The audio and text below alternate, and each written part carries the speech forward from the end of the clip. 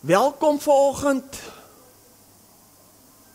Ek is opgewonde vir dit waarmee ons besig is. Ons het vanoggend dit genoem, daar is net een liggaam. Hier sit hy. Dis nie ons hier en hy daar nie. Daar's net een nuwe mens. Daar's net een lewe. En ek is daai lewe. Dis nie ek lewe nou of ek is Sondag vanoggend hier, dis kerk en dan gaan ons elkeen huis toe met ons eie lewe nie. Nee. Daar's net een lewe. Ons is almal vanoggend hier as sy lewe. Ons gaan almal vanoggend huis toe as sy lewe. Dis groot mense. Daar's net een geloof.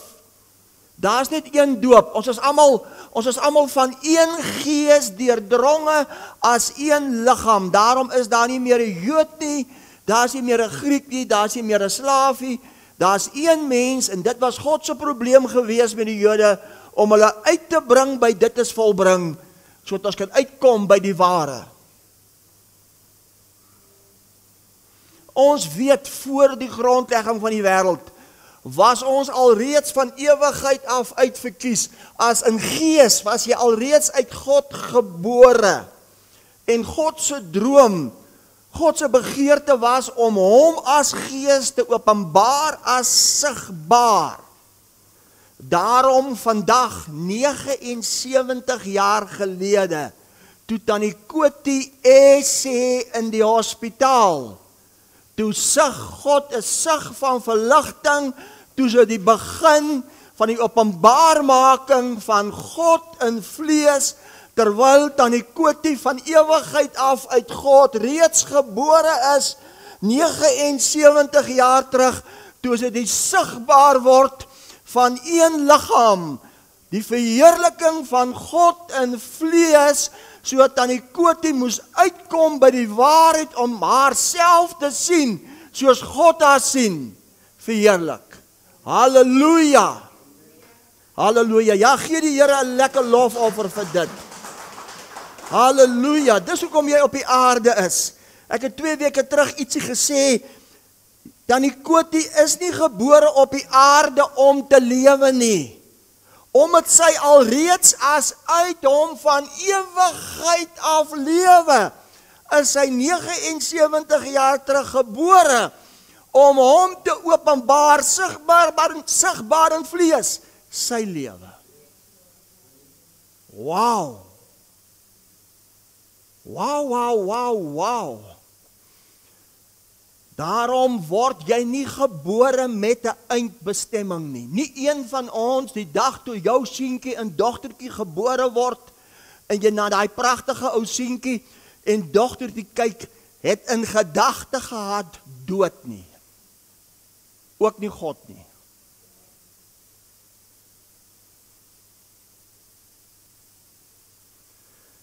Jy word nie gebore in die vlees om God te openbaar sigbaar met 'n eindbestemming nie. Soos die kerk sê, as jy sterk is 70, baie sterk is 80 nie. Is nie die waarheid nie. Dit was 'n gebed van Moses wat die wet gebring het, nie God nie. Jy word nie gebore met 'n eindbestemming nie, omdat jy alreeds sy eindbestemming is. Die tempel, die huis, die woning, die volheid in jou, is jy gebore as sigbaar. Hy die begin as, dit is volbring. Die openbaarmaking van die ware jy.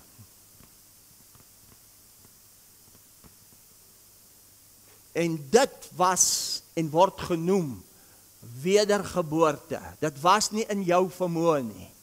Wedergeboorte beteken om jou te herinner aan jou oorsprong.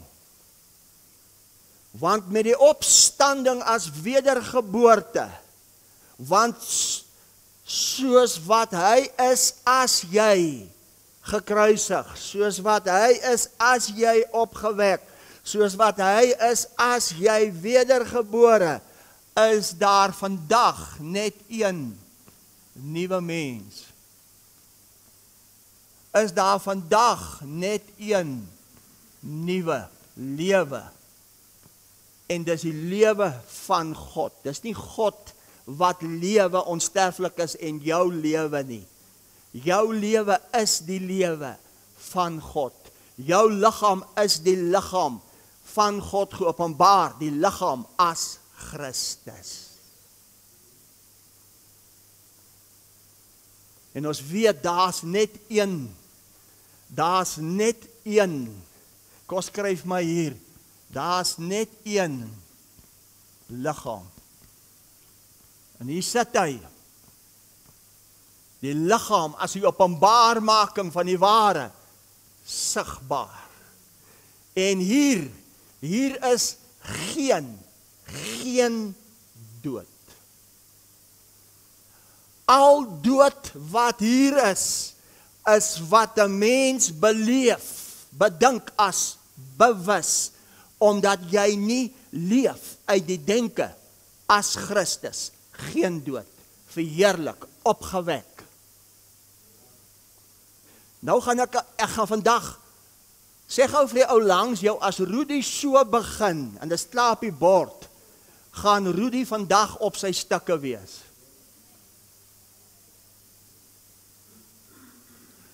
Dit wat ek hier skryf, is dit wat hier is. Nou gaan ek 'n baie radikale stelling maak. Dit wat hier is nie uit geloof nie. Is nie uit 'n oortuiging nie.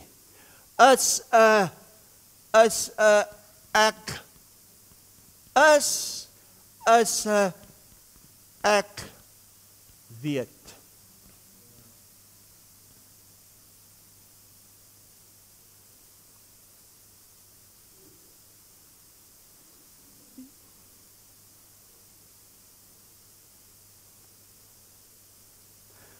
Wat is die ware evangelie? Hoor vir Paulus. Hoor gou vir Paulus in 1 Korintiërs 15. Hoor wat sê Paulus? 1 Korintiërs 15.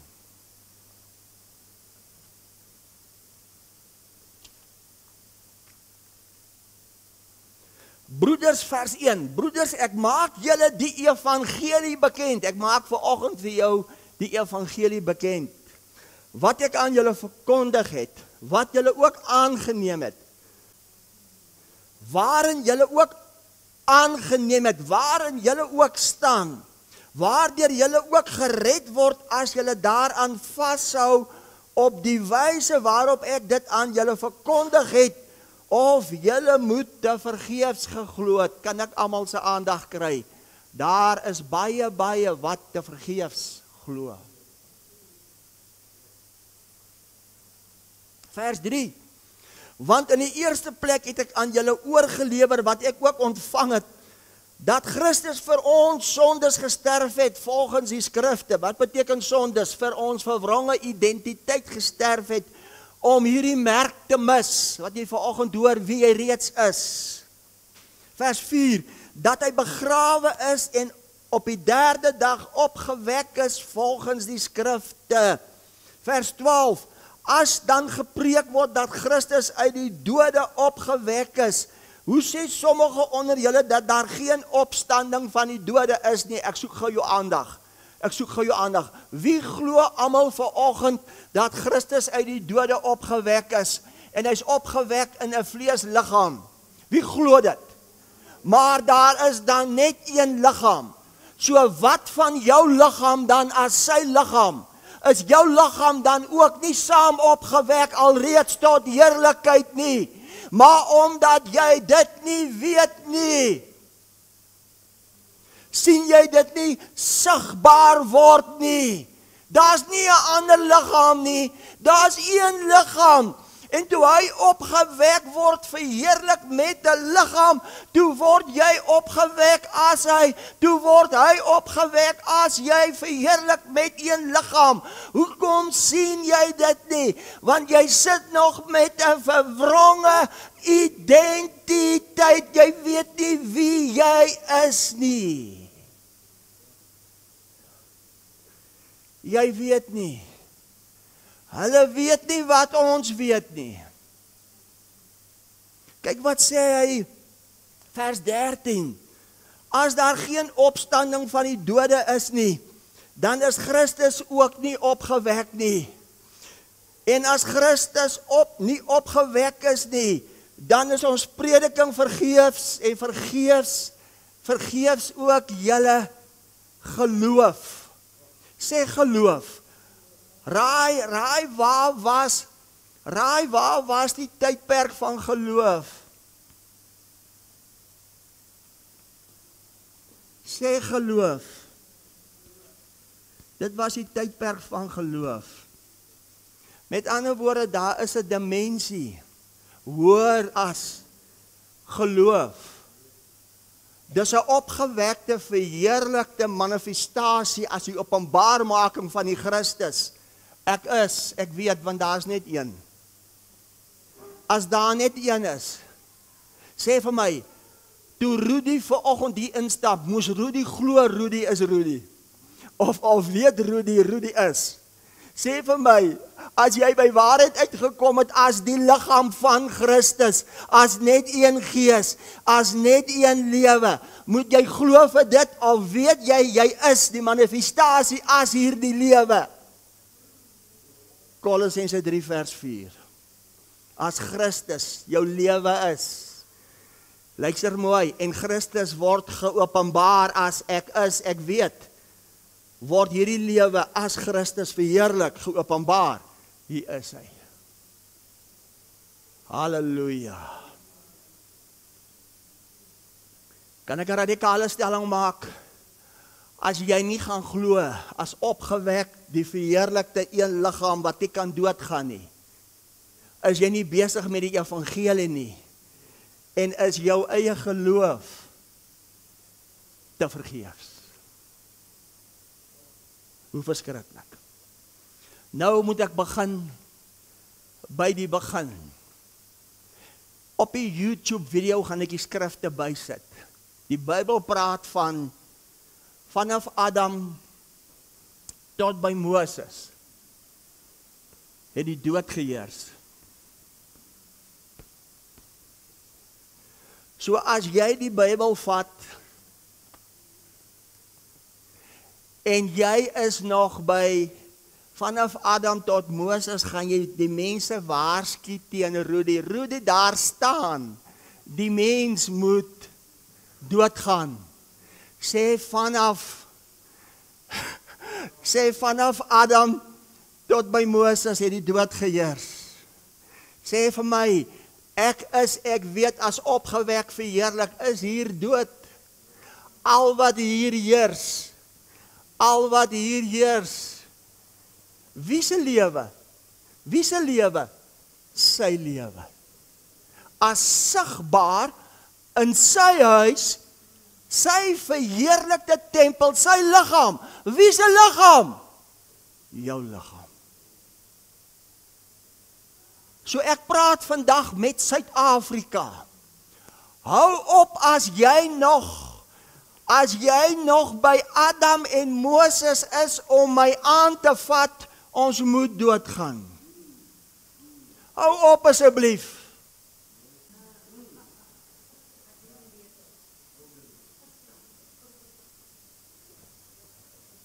So toe hierdie Bybel praat van dood, ons moet dood, was dit vanaf Adam tot by Moses. Vanaf Moses tot by Jesus was dit die wet. Onthou julle die wet, die psalms en die profete. So as jy my aanvat, daar staan, dit volgens ons werke, dis aan jou vermoë, jy moet dit en jy moet dat, en jy's onder die wet. Hou op om vir my 'n SMS te stuur, want jy's nog by Moses tot by Jesus. Toe die wet geheers. En die wet het sondekrag gegee en die loon van sonde was die. Hou op. Nou baie interessant. Sê vir jou langs jou baie interessant. Vanaf Jesus tot by die kruis. Johannes 1 vers 17 het genade en waarheid begin heers. Maar ek wil nie dit inskryf vandag nie. Kyk op die bord. vanaf Jesus tot op die kruis, het dit gegaan oor die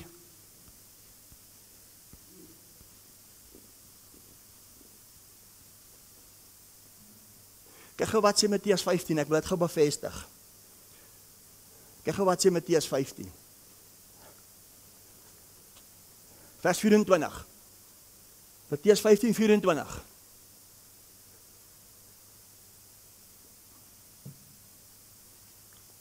Sê, het gaan lekker wees vandag hierso.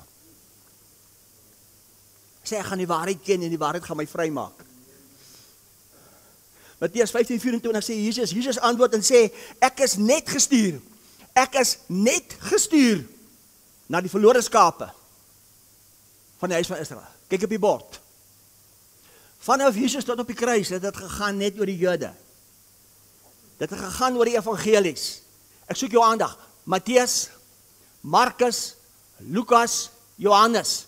Hou op om vir my 'n SMS te stuur. Maar Rudy, Matteus sê ons wag vir die einde. Ons wag vir die einde van die wêreld. Rudy, niemand weet nie eers die engele nie. Raai wat? Dit was nie vir jou nie. Dit was vir u.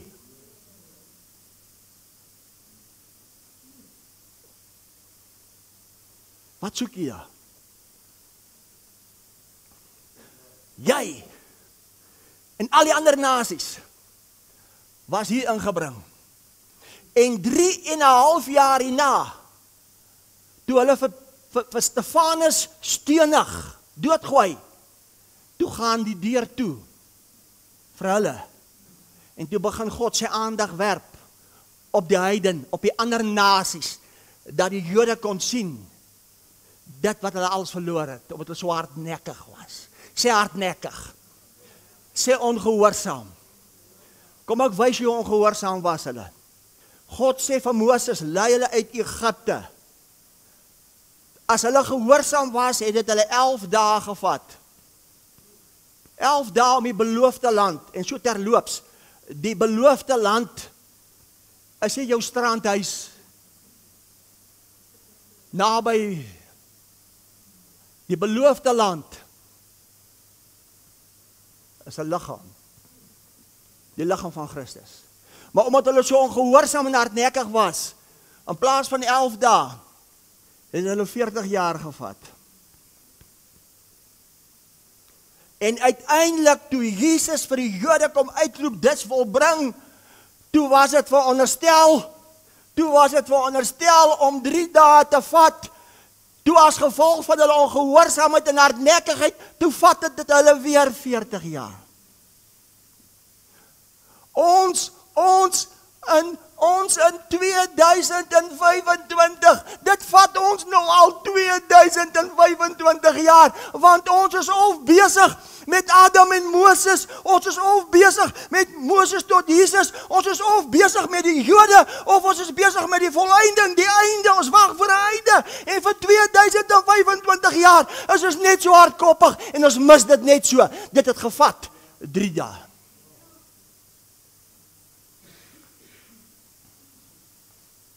Kyk wat sê Amos 6. Kyk wat sê Amos 6. Kyk wat sê Amos 6. Hosea 6. Kyk wat sê Hosea 6. Dis hoekom dit gaan soos dit gaan. Dis hoekom dit lyk soos dit lyk, kerk. Dit was net 3 dae. Toe word dit vir die Jode weer 40 jaar. En vir die meeste van ons 2025 jaar later, nou wag ons vir dit. Hosea 6 vers 2, hy sal ons na 2 dae lewend maak, herleef, en die 3de dag ons laat opstaan, sodat ons voor sy aangesig kan lewe, sê lewe.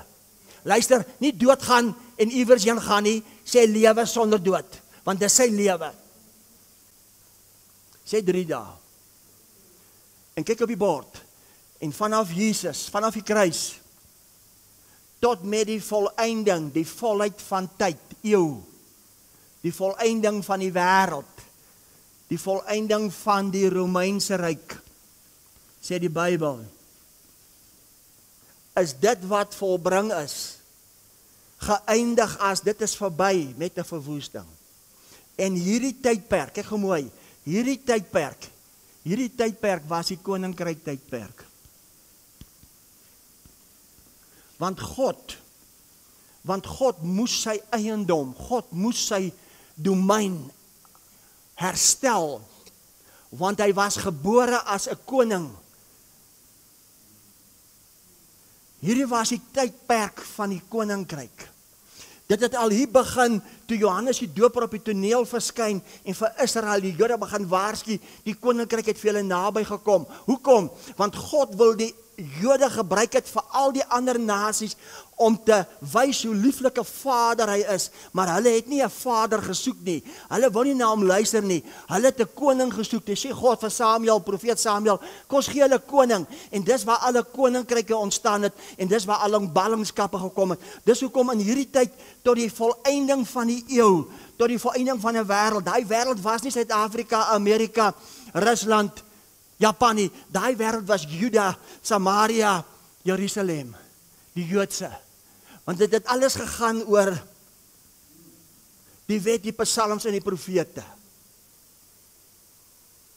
Nou kom ons wat hier is in 2025, nou wag ons vir dit.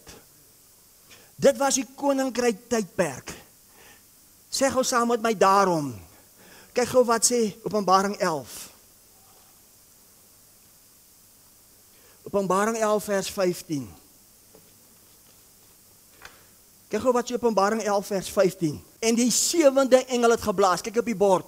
Hierso 70, dit was 70 na Christus. Toe die laaste engel, die 7de engel blaas, toe is alles verby. Toe is Jerusalem in 3 dele verdeel.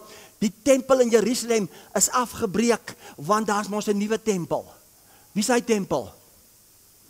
En hulle wou dit nie vat nie. En toe die 7de engel hier blaas as 70 na Christus, kyk wat gebeur.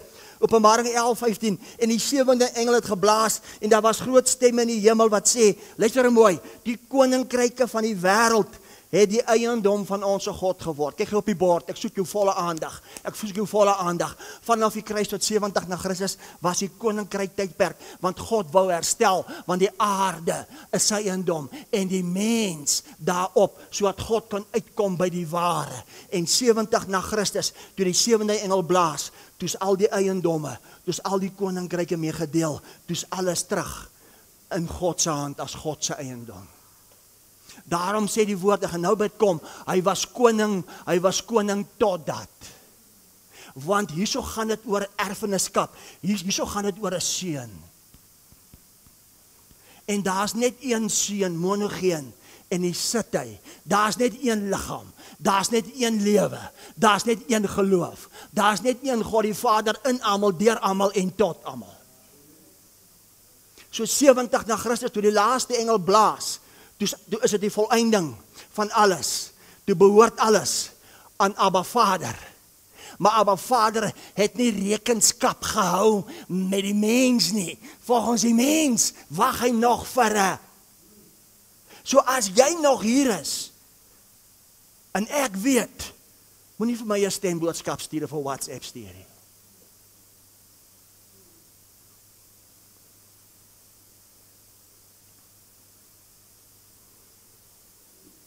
Is nogal interessant nie. As jy dit nie weet nie, kry ek jou jammer. Kom ons begin. 1 Korintiërs 15. 1 Korintiërs 15.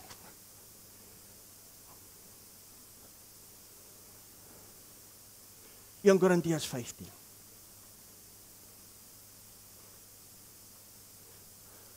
Paulus skryf dit na die kruis voor 70 na Christus, so 55 na Christus. Sê dit was die geloof, die genade en die waarheid tydperk. Ek het nie geloof nodig om te weet wie ek is. My seun, as Roan my seun nie instap, hy het nie geloof nodig om te weet hy's 'n roosie. Hoor nou wat sê Paulus, 55 na Christus, so hoeveel jaar? So voor 70, voor die einde. Hoor wat sê Paulus. 1 Korintiërs 15:24, hy sê daarna kom 'n einde, wanneer jy die koninkryk aan God die Vader oorgegee het, as hy alle heerskappy en gesag vernietig het. Onthou julle, ek het nou net vir julle gelees, Openbaring 11, en toe is alles oorgegee. Die eiendom, die koninkryke behoort aan die Vader. Nou sê Paulus hierso, daarna kom die einde. Watter einde? Hierdie einde. Daarna kom hierdie einde wanneer hy alle heerskappy oorgee. Waar het hy alle heerskappy oorgegee? Toe die 7de engel die laaste besyn blaas, as 70 na Christus. En die tempel word afgebreek en hierdie hele Joodse stelsel word vernietig, offers word vernietig. Die wet en Psalms en profete is als in vervulling gebring. So Paulus sê, hierna kom die einde, binnekort. Dis die einde, want hier's geen einde. Hier's uit ewigheid. Hoekom was dit vir hulle so? Kyk gou wat sê Matteus 5. Hou gou jou hand hier so, ek moet dit gou vir jou wys. Kyk gou wat sê Matteus 5. Ek moet dit vir jou wys. Matteus 5 vers 18. Hoor wat sê God in vers 18 vir hulle. Hoor wat sê God in Matteus 5 vers 18 vir hulle. Want voorwaar ek sê vir julle, voordat die hemel en die aarde verbygaan, stop gou. Wat was die hemel en die aarde vir die Jode? Kyk op die bord. Dit was vir die Jode. Die hemel en die aarde vir die Jode was die aardse tempel wat Moses gebou het, die allerheiligste. Dit was hulle hemel en aarde. Dit was nie die hemel en die aarde sal verbygaan nie. Die hemel en die aarde was die aardse tempel vir die Jode, allerheiligste. En dan verwag ons nuwe hemele en 'n nuwe aarde. Wat is die nuwe hemel en nuwe aarde? 'n Nuwe tempel. Wie is daai nuwe tempel? Waarvoor wag hierdie ouens nie alles nie? Hoor nou wat sê Matteus 5 vers 18. Want voorwaar ek sê vir julle, voordat die hemel en die aarde verbygaan, sal nie een jota of titeltjie van die wet ooit verbygaan totdat alles gebeur het nie. Ek soek jou aandag. God sê vir hulle, luister manne en maninne, ek het dit volbring. Maar omdat julle dit nie geglo het nie, gaan dit alles wat die wet gebring het in Deuteronomium 28, die wet wat julle vervloek, dit gaan nie alles volbring wees nie. Dit gaan nou alles hier met julle gebeur. En dan gebeur dit. Kyk gou wat sê God in Deuteronomium 32 vir hulle. Kyk gou wat sê God in Deuteronomium 32. Dis belangrik dat jy dit verstaan. Hy sê in Deuteronomium 32 vers 20 sê God vir hulle. God sê, en hy het gesê, ek wil my aangesig vir hulle verberg. Ek wil sien wat hulle einde sal wees, want 'n heeltemal verkeerde geslag is hulle. Kinders in wie geen trou is nie. Kyk op die bord. Hy sê, ek kan nie wag om julle einde te sien nie. Waar was die einde van die Jode? Waar was die einde van die Joodse stelsel? Waar was die einde van offers? Waar het alles gebeur? 70 na Christus, as die einde van die eeu, die einde van die wêreld. Dus alles volbring. Nou is God by die ware. Behalwe as jy nog is by Adam of Moses, of as jy nog is by Moses en Jesus, of as jy nog is by die Jode, of as jy nog is by die volëinding, en jy wag nog vir 'n einde. Kyk nou wat sê 1 Korintiërs 15. Kom ek uit 'n ander hoek, kan jy dit sien? Kyk wat sê 1 Korintiërs 15, vers 24. Daarna kom die einde. Watter einde? Nie jou einde nie. Dit was hierdie einde. Wat in Deuteronomium 32 al oor hulle geprofeteer was. Daarna kom die einde, wanneer die koninkryk aan God die Vader oorgee, as hy alle heerskappy en gesag en mag vernietig het. Want hy moet as koning heers, totdat hy al sy vyande onder sy voete gestel het. Die laaste vyand wat vernietig word is die dood. Waar was hy? Hy was koning totdat, waar? 70 na Christus. Na 70 na Christus is ons veronderstel om hier te wees. Na 70 na Christus is ons veronderstel om hier te wees. Daarom sal jy die waarheid ken, en as jy ken van die waarheid wat jou vry maak. So hy was koning gewees totdat. Dit behoort als aan God. En nou wag alles vir die openbaarmaking van jou as die seun. En dit wag al vir 2025 jaar, want jy wag al vir 2025 jaar vir die einde. Hoe flippend verskriklik. Ons lees verder. Vers 26. Die laaste vyand wat vernietig word is die dood. Kyk op die bord. Op die kruis het hy jou dood vir jou gesmaak. Op die kruis het hy gedeel met die dood. Hoe het hy die dood tot niet gemaak? Deur opgewek te word, deur die opstanding. Maar wat beteken dit? Die laaste vyand was die dood. Dit was die wet van Moses, want die wet het sondekrag gegee. 2 Korintiërs 3 vers 7, 6, 7, dis die bediening van die dood. En 70 na Christus het die wet, het Moses hulle geoordeel as die einde. Toe is dit die einde van die dood. Hierso is veronderstel om geen dood te wees nie. Hoekom is hier dood? Want jy is of besig met dit, of jy's besig met dit, of jy's besig met dit, of jy's besig met dit. Kom eens verder. Want hy het alles aan sy voete onderwerp. Maar wanneer hy sê dat alles onderwerp is dit duidelik dat hy uitgesonder is van alles wat aan hom onderwerp is. Sê die liggaam. Vers 28. En wanneer alles aan hom onderwerp is, dan sal self ook die seun homself onderwerp, sodat alles aan die een wat God is, onderwerp kan wees, sodat alles kan wees tot God. Sê vir my, moet dit wees of is alles tot God, as opgewek verheerlik? Hoekom sien ons dit nie? Want ons bewustheid, ons is nog.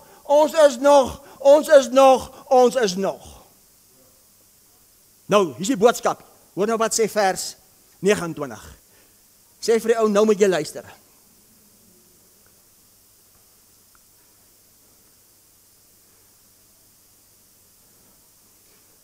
Vers 29. Hoor nou wat sê Paulus. Paulus het nou opgeruk. Kyk op die bord.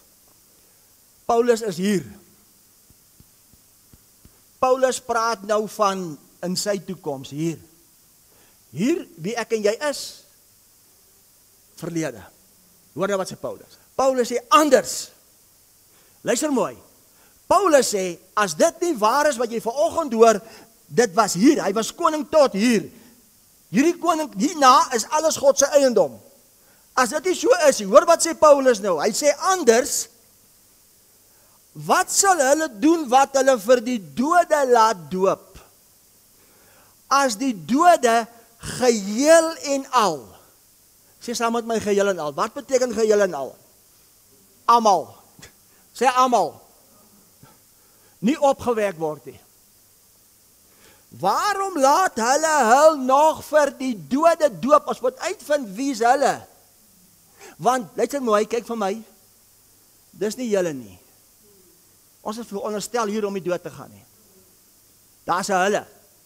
En Paulus sê, as die dode wat hulle gedoop het vir die dode, nie geheel al opgewerk word nie. Manne en manninne, laat ons gaan visvang, ons mors mekaar se tyd. Want wat is die evangelie? Wat is die geloof?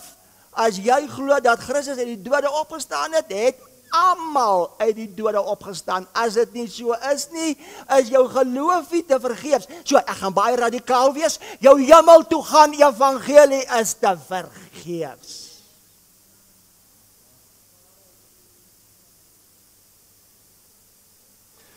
Nou vat Paulus, nou maak hy het persoonlik, hy het nou kwaad, hom opgeruk. Hy sê, waarom word ons elke uur in gevaar gestel? Stop, onthou julle, waarvan is jy gered? Jy is gered van siekte, jy is gered van verwronge identiteit, jy is gered van dood, jy is gered van gevaar, want God het alles in sy vermoë gedoen om jou op die aarde te hou as die liggaam. Daarom van die begin af het God die mens gewaarsku, jy moet net nie doodgaan, jy moet net nie sterf nie. Nou sê Paulus, as dit wat jy vandag hoor nie die waarheid is, hoekom is ons in gevaar?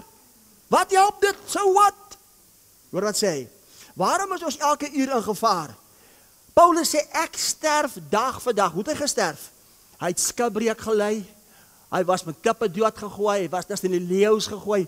Paulus sê, ek sterf dag vir dag. Broeder, so waar as ek op julle roem in Christus Jesus ons Here, as ek in Efese op menslike wyse met wilde diere geveg het, watter voordeel was dit vir my as die dode nie opgewek word nie?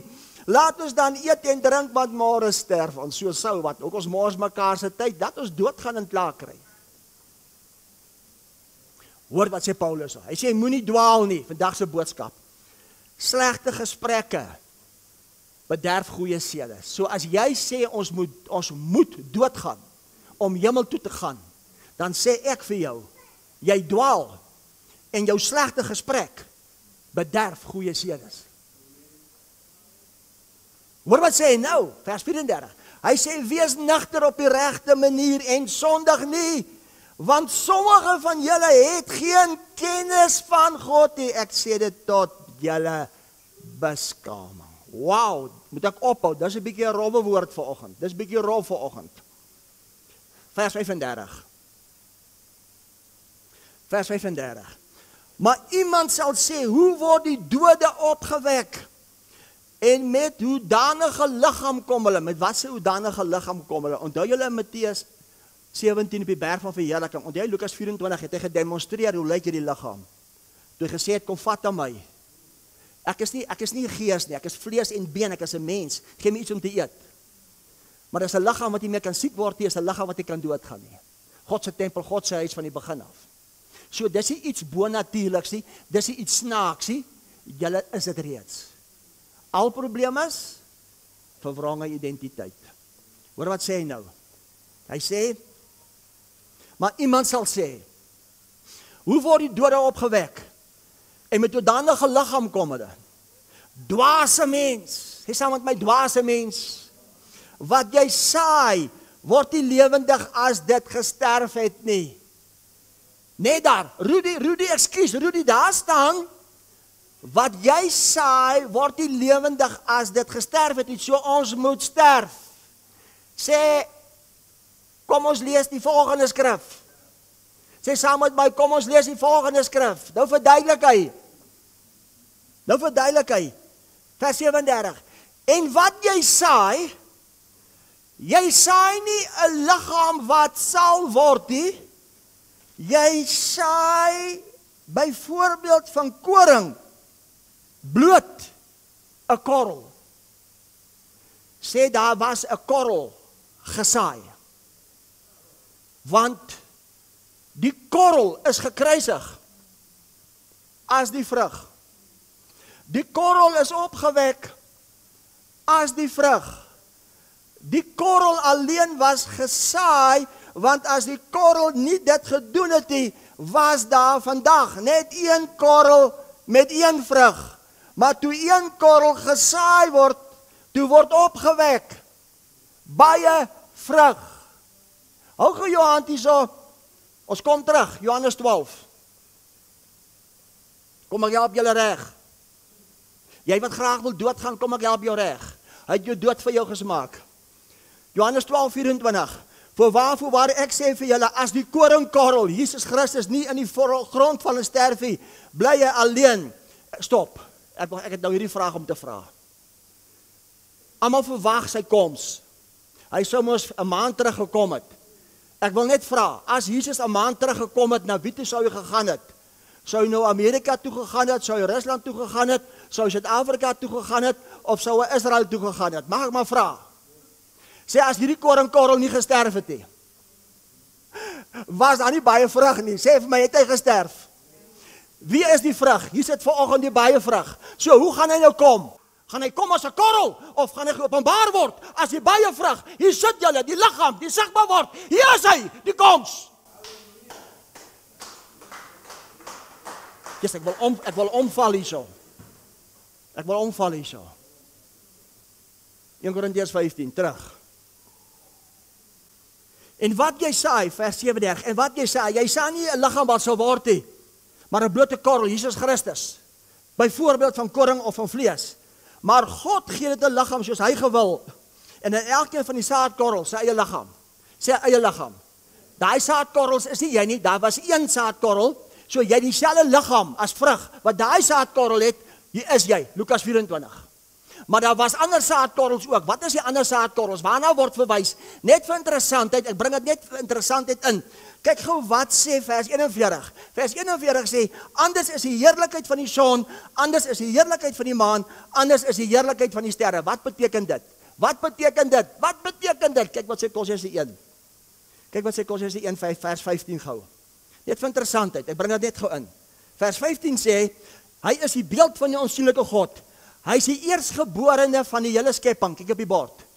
Toe hy opgewek word as eerstgeborene van die hele skepping, in ons, in jou het die son, het die maan, want alles is in jou, 'n anderste heerlikheid as die son wat jy nou sien, en die maan, dis in jou, maar in jou en in jou, nee, Rudy, wag, ek is nog by Adam en Moses. Julle kan dit nog nie hanteer, ek mag dit nog nie preek nie.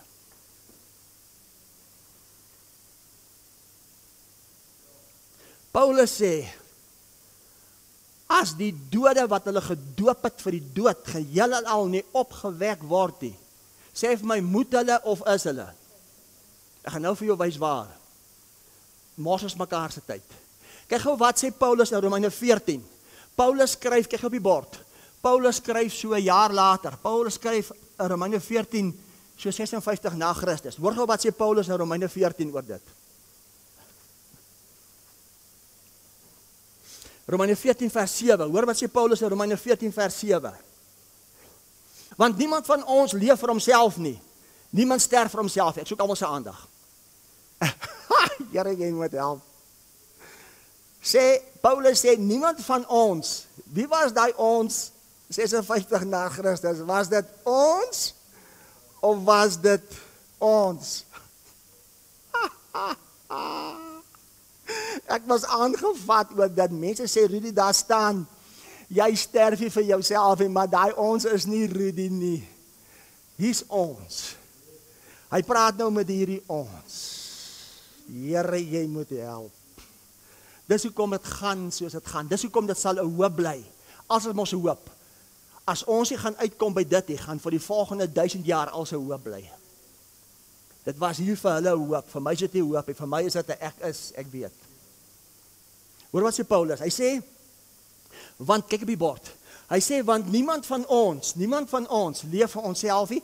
Niemand van ons sterf vir onsself nie, want almal wat gesterf het hier, het hulle doop vir die dode, en omdat hulle gedoop was vir die dode, sê Paulus, hulle sal geheel en al opgewek word. Bring vir iets groots vandag.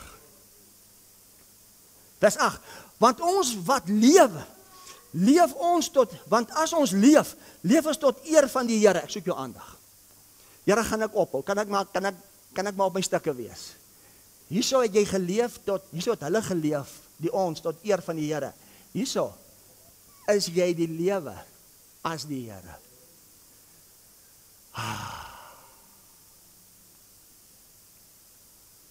As jy vir my sê, jy leef tot eer van die Here, is jy hier by hierdie ons. Hierdie ons en hierdie ons is twee verskillende onse. Hoor wat sê hy, want as ons leef ons tot eer van die Here. As ons sterf ons tot eer van die Here. Of ons dan lewe of ons sterwe, ons behoort aan die Here. Sê 70 na Christus, met die 7de engel het die eiendom en die mense als geword, die eiendom van die Here. Ons behoort aan die Here.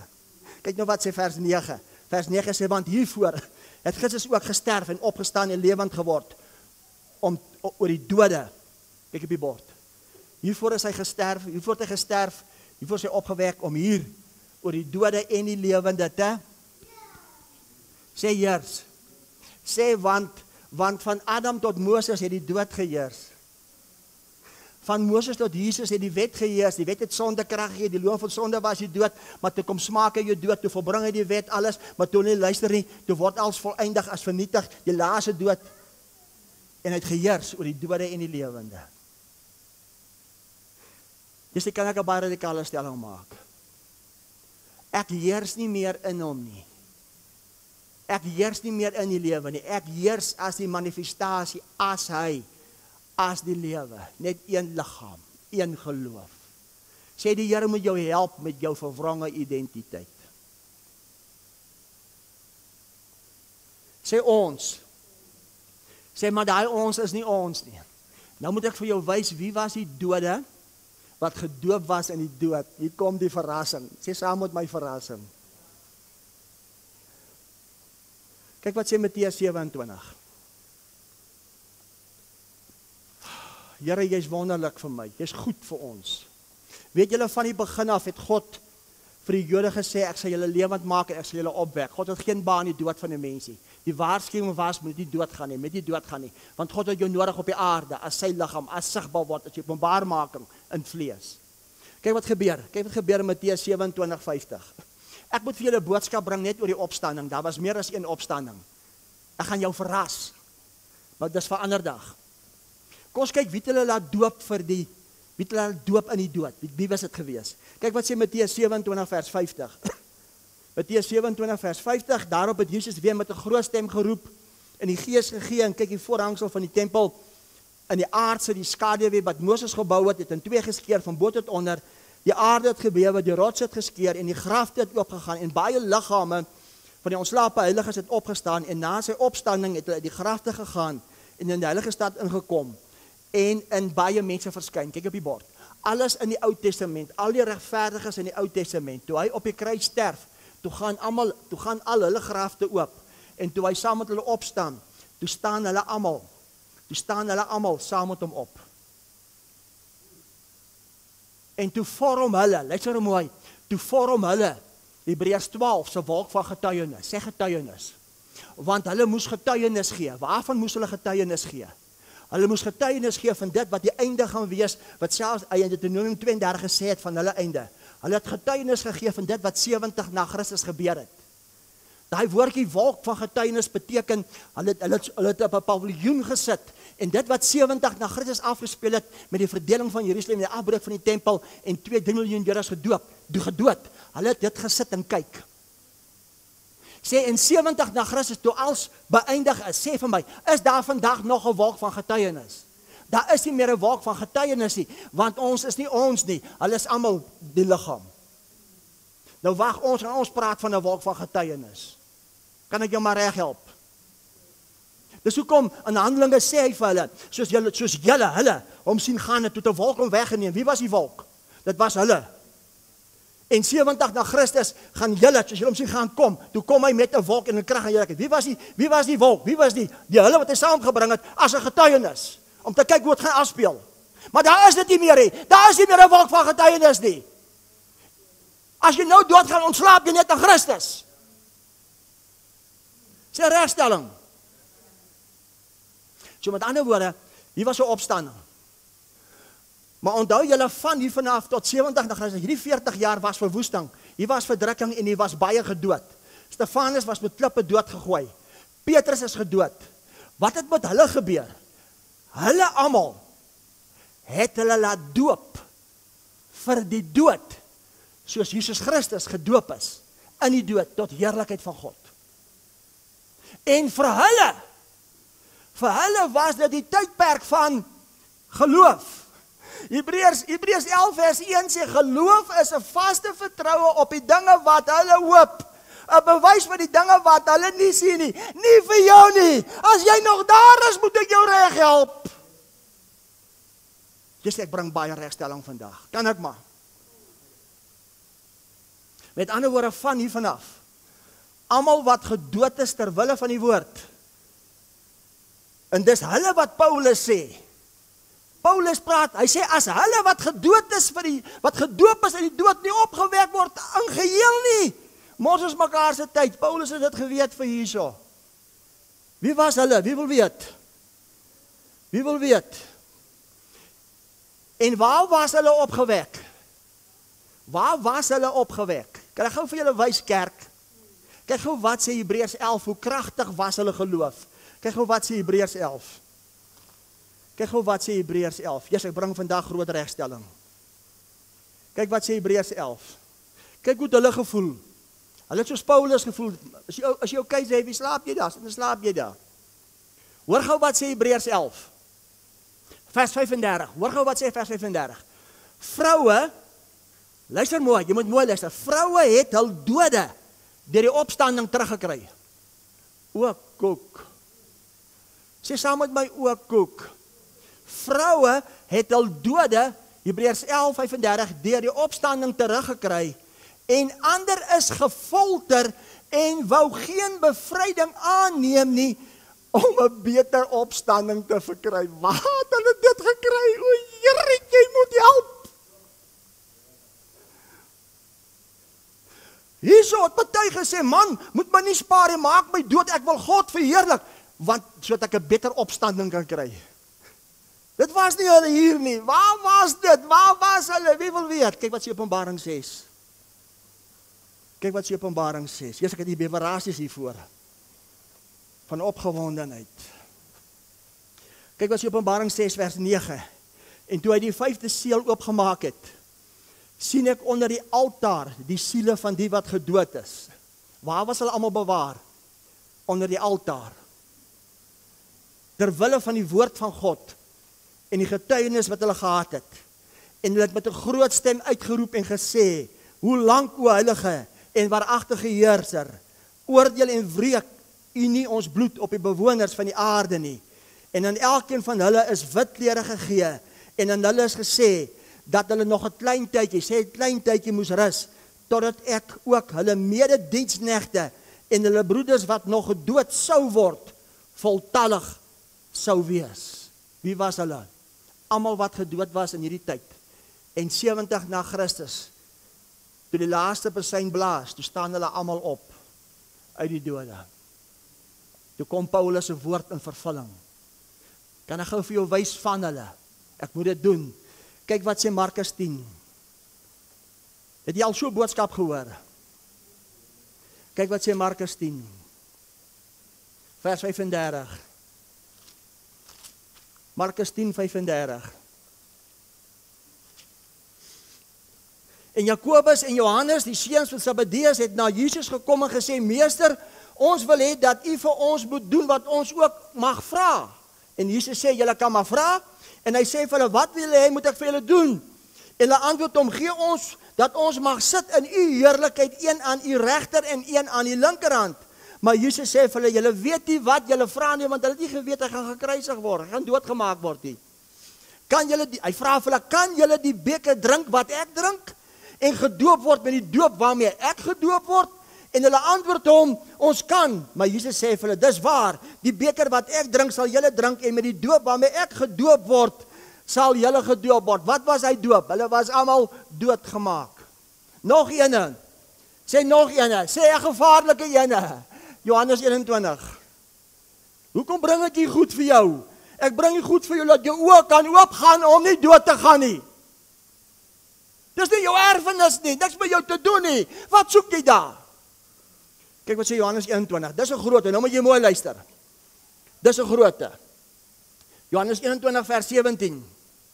Jesus vra vir Simon vir 'n derde maal, Simon seun van Jona, het jy my lief? Petrus het bedroef geword, omdat hy hom die derde maal vra, het jy my lief? En hy antwoord hom, Here, u weet alles, u weet dat ek u lief het. Jesus sê vir hom, laat my skape wei. Hoor wat sê Jesus nou vir hom in vers 18.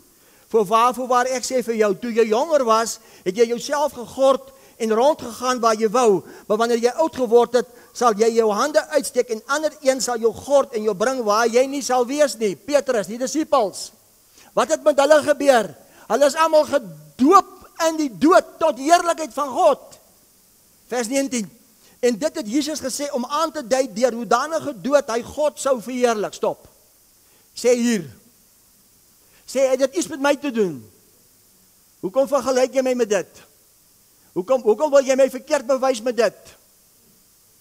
Wat het met Petrus hulle gebeur? As die dode geheel en al nie opgewek word nie, laat ons gaan visvang. Is hulle opgewek geheel en al? Waar is Petrus? Waar is Petrus? Ons lees verder. En hy het dit gesê om aan te dui deur hoedanige dood hy God sou verheerlik. En toe hy dit gespreek het, sê hy vir hom, volg my.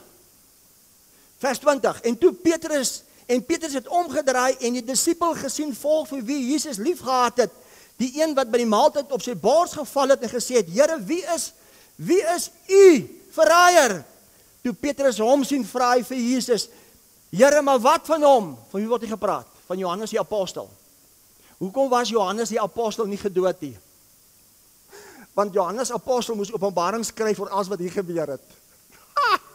Here, jy moet die kerk help, Here. Dis hoekom Johannes die apostel nie gedood was nie. Want hy moes al skryf. Dan vra Petrus, maar wat van Johannes dan? Hoekom sê jy dan van Johannes, jy gaan ook doodgemaak word nie? Kom ons lees verder. Vers 22, luister nou mooi. Jesus antwoord hom, as ek wil hê dat hy bly, as ek wil hê dat Johannes die apostel bly, totdat ek kom. Here, jy moet help. Totdat ek kom, wat gaan dit jou aanvolg, jy man? Kyk op die bord. Here, as julle dit kan sien nie, ek is jammer. Toe Jesus vir Petrus sê, Petrus, wie dink jy is jy? As ek wil hê Johannes die apostel moet bly totdat ek kom. 'n Maand terug, toe wag die kerk in 2025 vir daai koms. Hoe? is flippende vloekwoord. Hoe flippend kan ons nie die mekaar wees nie? Jesus sê vir Petrus, jy gaan doodgemaak word tot my heerlikheid. Petrus sê, maar wat van Johannes die apostel? Jesus sê vir hom, Petrus, wat gaan dit jou aan, as Johannes apostel nie gedood gaan word nie, want hy gaan Openbaring skryf oor alles wat geëindig is, totdat ek kom. Waar het hy gekom? 70 na Christus met 'n wolk. Waar het Johannes Openbaring geskryf in hierdie tydperk? En hierdie woorde het toe onder die broeders uitgegaan en daardie disipel nie sou sterwe nie. En Jesus het nie vir hom gesê dat hy nie sou sterwe nie, maar as ek wil hê dat hy moet bly tot ek kom, wat gaan dit jou aan? Dit is daardie disipel wat van hierdie boek, dit is daardie disipel wat van hierdie dinge getuig het en hierdie dinge geskryf het. En ons weet dat sy getuienis waar is. Waar het hy dit geskryf? Op 'n eiland Patmos. Sê vir my, is Petrus nog dood? Is hy nog dood? Sê saam met my, Johannes die apostel bly totdat ek kom. Sê saam met my, kom. Kyk wat sê Johannes 21. Matteus 16. Ek hoop nie ek verveel julle nie. Ek bring vir julle iets groots. As jy moeg raak, staan op. Sê totdat ek kom. Sê Johannes die apostel het gebly totdat ek kom. Waar het hy gekom? 70 na Christus, wat hy die boek Openbaring geskryf. Kyk wat sê hy vir hulle in Matteus 16. Matteus 16:28 sê hy, voorwaar ek sê vir julle, daar sommige van die wat hier staan, wat die dood sekerlik nie sal smaak, Johannes die apostel, voordat hy die seun van die mens in sy koninkryk sien kom het nie. Hy praat met hulle, hy sê vir hulle, hier's van julle wat hier staan, wat sekerlik die dood nie sal smaak, voordat julle my sien kom in heerlikheid nie. Daarom, kyk gou wat sê Openbaring 22, hoor nou wat sê Johannes Openbaring 22 oor dit. Ek is bly ek is nie hierdie bediening. Here, ek is dankbaar vir wat ek hoor. Hoor wat sê Johannes wat gebly het. Openbaring 22. En dan gaan ons nou kyk wat met Petrus en Paulus gaan ek ook inbring gebeur het. Sê vir my, is Petrus nog dood? Of is die dode geheel en al opgewek? Waar was Petrus bewaar? Sy siel was bewaar onder die wat ek nou gesê? Nee. Kyk Openbaring 6, dit ek die woord vergeet. Sy siel was bewaar gewees, Openbaring 6, onder die altaar. En toe die 7de engel blaas, wat gebeur toe met Petrus? Sê die liggaam. Sê Rudy, maar waar is hulle? Hoe meer jy gaan vernuwe word as die ware, hoe meer gaan jy sien. Paulus besoek my. Paulus sê, hou my dop.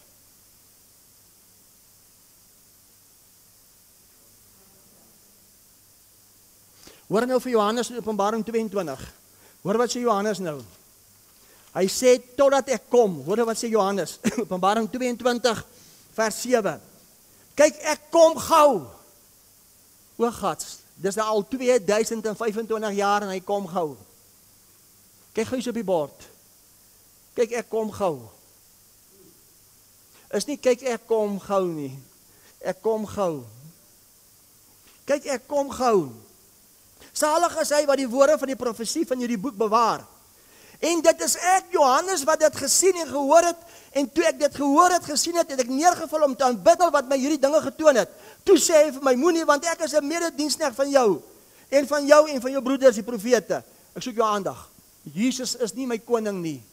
Hy is nie my Messias nie. Hy was 'n medediensner, hy is my broer. Want daar is een liggaam, monogeen, daar is een seun. En van hulle, wat die woorde van die boek bewaar. En hy het vir my gesê, moenie die woorde van die profesie van hierdie boek verseël nie, want die tyd is naby. Kyk hierso, sê die tyd was naby. Ons is in 2025 gaan sê ons die tyd is naby. Sê want die tyd is naby. Nou kyk gou oor Petrus. Ek moet dit vir jou wys. Kyk Petrus 1. Kyk wat het met Petrus gebeur. Kyk wat het met Petrus gebeur. Jammer as ek jou verveel. Ek moet dit so bring vir jou dat jy dit weet. Kyk wat sê 2 Petrus 1 vers 14. Omdat ek weet dat die aflegging van my tentwoning op hande is. O Here, gaan ek ophou. Soos ons die Here Jesus Christus dit ook aan my bekend gemaak het. Petrus skryf dit, kyk op die bord. Petrus skryf dit 67 na Christus. Ag, kan ek maar aangaan. Ek is jammer as ek lank vat. Sê hoor gou vir Petrus se woorde. Petrus sê ek weet dat die aflegging van my tentwoning, sê saam met my tentwoning. Sê tentwoning. sê hier ons. Hoor gou wat sê Paulus in 2 Korintiërs 5. Hoor gou wat sê Paulus in 2 Korintiërs 5 vers 1. 2 Korintiërs 5 vers 1 het Paulus geskryf so 57 na Christus hier. Paulus sê, want ons weet dat as ons aardse tentwoning afgebreek word, ons 'n gebou van God het 'n huis, nie met hande gemaak nie, ewig in die hemele. Want om hierdie rede sag ons ook en verlang om met ons woning uit die hemel oorkleed te word. Ek soek jou volle aandag, as jy dit nie gesien het, jy kry jou jammer. Petrus sê, ek weet my dood is naby, ek weet my tentwoning gaan afgebreek word, maar ek weet soos wat ek weet, binnekort gaan ek opgewek word, dan is ek nie meer in 'n tentwoning nie, dan besit ek die onverganklike, verheerlikte gebou uit die hemel, 'n mens liggaam op die aarde. Jy wat uit God gebore is jy in 'n tentwoning, of is jy in hierdie gebou, die verheerlikte mens, die openbaarmaking as God?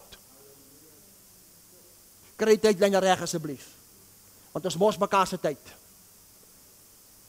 Kyk nou wat sê 2 Petrus 1. Hoekom raak ek so opgewonde? Vra vir ou langs jou, hoekom raak ek so opgewonde? Ek dink ek het 'n reg om vanoggend opgewonde te raak. Hoor wat sê Paulus in 2 Petrus 1. Omdat ek weet dat die aflegging van my tentwoning, sê vir my, is jy 'n tentwoning? Of is jy die gebou? Is jy die verheerlikte onverganklike liggaam? Wat het dit met Petrus se tentwoning hier gebeur? Hy is hier opgewek. Waar is hy? Wat het hy? Dieselfde liggaam. En ek sal my beywer dat julle ook gedurig na my heen gaan, hierdie dinge in gedagtenis kan hou. Want ons het nie kunstige verdigte fabels gevolg toe ons julle die krag en koms van ons Here Jesus Christus bekend gemaak het nie. Maar ons was aanskouers van sy majesteit, want hy het van God die Vader eer en heerlikheid ontvang, toe hierdie stem uit die luisterryke heerlikheid tot hom gekom het. Dit is my geliefde seun in wie ek bewelbaat. En hierdie stem het ons uit die hemel hoor kom, toe ons saam met hom op die heilige berg was. Matteus 17, toe hy verheerlik word. Toe sê Petrus, kom ons bou 3 hutte. Toe sê God, hey, ek woon nie meer in 'n hut met ek woon nie meer in 'n tentwoning nie. Daar's 'n liggaam. En Petrus het toe dood gegaan en Petrus is toe opgewek as dit. Want as die dode gehele al nie opgewek word nie, mos ons mekaar se tyd. Waar was Petrus opgewek? Want dit was tot heerlikheid van God. Hulle sê hulle. Jy sien hulle gaan nie klaar kry. Wie was die hulle? Ek gaan vinnig sê, die hulle was die merk van die dier.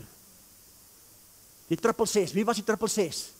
Dit was Nero Caesar, 'n keiser. Nero Caesar het die Christene op stapels in sy tuin gesit, dat hy die Christene aan die brand gesteek om sy tuin te verlig.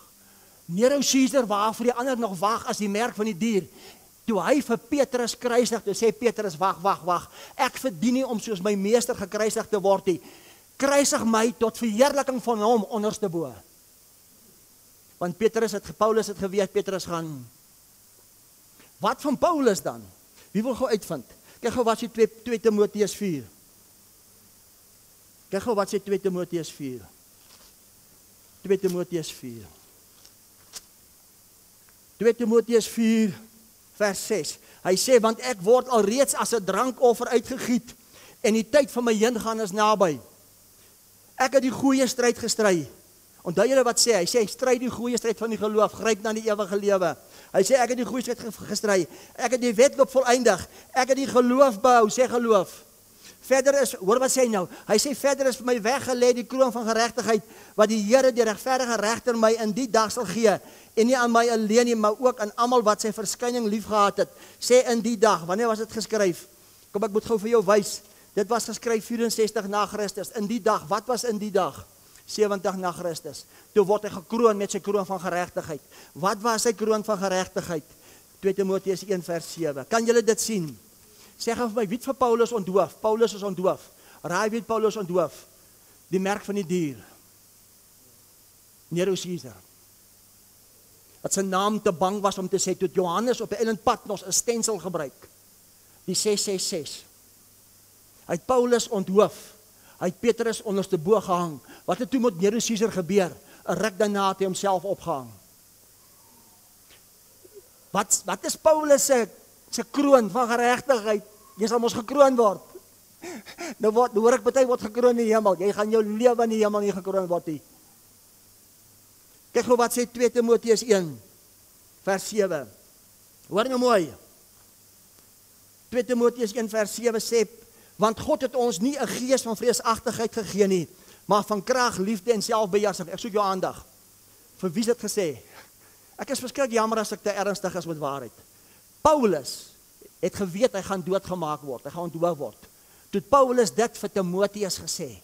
Hoekom het Paulus dit vir Timoteus gesê? Want Nero Caesar was reeds besig om die Christene dood te maak. Toe sê Paulus vir Timoteus, hey seun, God het jou nie 'n gees van vreesagtigheid gegee nie. Seun, God het jou gees van liefde, van krag en selfbeheersing gegee. Seun, staan sterk. Staan sterk, want al maak hulle jou dood, ek weet soos wat ek weet, die wat gedoop word in die dode gaan geheel en al opgewek word. Moet hulle of is hulle? Sê Here, sê dis te erg. En kyk wat sê Paulus verder. Skaam jou dan nie voor die getuienis van ons Here Jesus of oor my nie, sy gevange nie. Want hy het geweet, maar lei saam met my verdrukking vir die evangelie van die krag van God. Ons wat ons gered en geroep het, kyk op die bord, wat ons gered en geroep het met 'n heilige roeping van ewigheid af en nie volgens ons werke nie. Maar volgens sy eie voorneme en genade, wat ons van ewigheid af van Christus Jesus geskenk is, maar wat nou geopenbaar is deur die verskyning van ons verlosser Jesus Christus, wat die dood tot niet gemaak het en lewe en verderflikheid aan die lig gebring het deur die evangelie. Hoor wat sê Paulus, waarvoor ek ook aangestel is as prediker en apostel en leraar van die heidene. Om hierdie rede ly ek ook in die dinge. Ek skaam my nie, man, ek is nie bang om doodgemaak te word nie, want ek weet in wie ek glo en ek is oortuig dat hy mag het om my pand te bewaar tot hierdie dag. Wat was hierdie dag? 70 Christus. Toe's Paulus opgewek, verheerlik. Want as dit nie so is nie, mors ons mekaar se tyd, laat ons eet en drink, want môre sterf ons. Sê ons, maar daai ons is nie ons nie. Ons is nie veronderstel om dood te gaan nie.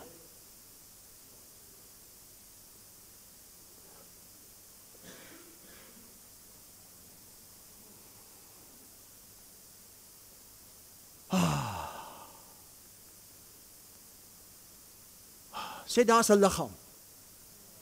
Sê daar's een liggaam. Waar's Petrus? Waar's Paulus? Vra vir jouself, hoe raak dit my? Ek haal baie goed nou uit, want ek sien nie so laat as dit. Vra 'n bietjie, hoe raak dit my? Kyk wat sê Matteus 6. Ek sien nie so laat as dit. Ekskuus as ek my verloor met hierdie goed. Want as dit eers begin, hoe raak dit jou? Sê jy is deel van daai liggaam, daar's een liggaam. Hoe raak dit jou? Wie wil nou weet hoe raak dit jou? Matteus 6:22. Die lamp van die liggaam is die oog. As jou oog reg is, sal jou hele liggaam verlig wees. Ek soek almal se aandag. Daar's een liggaam. Ons is verskillende lede. Dit sluit my pa in. Dit sluit jou moeder in. Dit sluit jou geliefde in. Dit sluit Petrus in. Dit sluit Paulus in. Almal wag om sigbaar te word. Maar dit hang van jou. Dit hang van jou. Dit hang van jou, want as jou oog nou enkel waarheid sal die hele liggaam, nie net die liggaam nie, sal die hele liggaam verlig wees, sê sigbaar word. Dis hoekom hulle my besoek in die oggendure. Maar as jou oog, soos 99% van die kerk se oog nie reg is nie, hoe erg is die duisternis dan nie in die lig?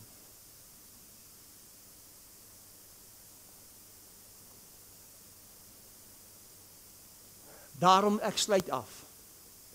Ek het baie goed uitgelaat, maar dis oké. Kyk wat sê 1 Korintiërs 10. Ek het nie geweet dit so laat nie. Moet ek om verskoning vra? Het julle iets gehoor? So as jou oog verlig is nie net jou liggaam nie, is die liggaam verlig. Want almal wag om